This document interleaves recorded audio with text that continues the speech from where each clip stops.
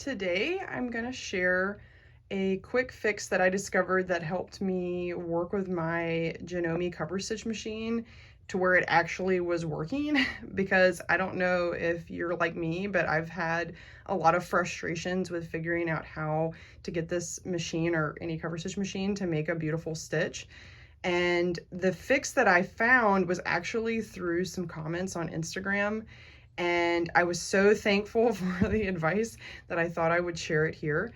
So I have the CoverPro1000 CPX, and my problem was that my fabric was not feeding through the machine properly to where I was getting skip stitches because the fabric was stalling and it was kind of bunching under the foot, and I would have to pull from behind so that it wouldn't skip stitches, but then I would get this very tight ridged stitch.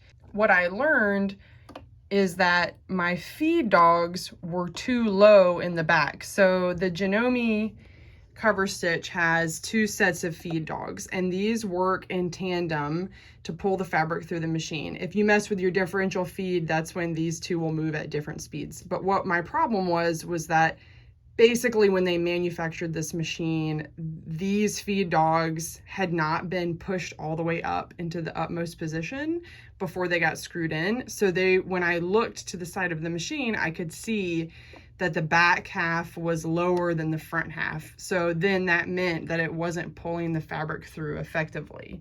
And it was as simple as opening my cover, finding the two screws that hold this metal plate in the back feed dogs up, and readjusting these. So all you have to do if you find that your feed dogs are uneven is to unscrew or loosen these two screw heads.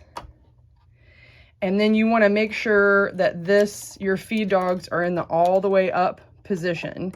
So I kind of found that a second screwdriver would kind of help me hold this up while I tighten these two back into place.